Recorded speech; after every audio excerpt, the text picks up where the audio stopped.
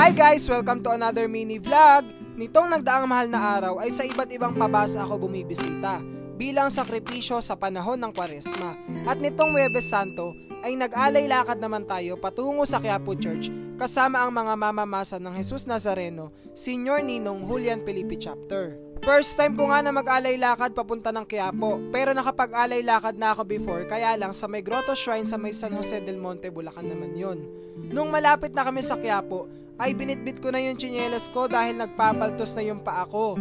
Akala ko naman tatagal ako ng nakatsinelas, pero di rin pala. Isa nga lang ito sa sakripisyo na ginagawa ng mga Katoliko tuwing sasapit ang mahal na araw. Masaya naman gawin ang mga ganito dahil masasaya rin ang mga kasama mo. Kuya, eto po medico. Ready? May kanya-kanya nga tayong dahilan kung bakit natin ginagawa ito. Yung iba ay namamanata, may hinihiling, may pinagdarasal, at syempre meron din mga pinagpapasalamat na kagaya ko. Na kahit ako ay hindi pinalad nung nakaraang eleksyon, ay sobrang thankful naman ako dahil binigyan ako ng napakasaya at di malilimutang karanasan. Isa rin sa pinagpapasalamat ko ay yung nagkaroon tayo ng mga kaibigan at kakilala sa iba't ibang lugar.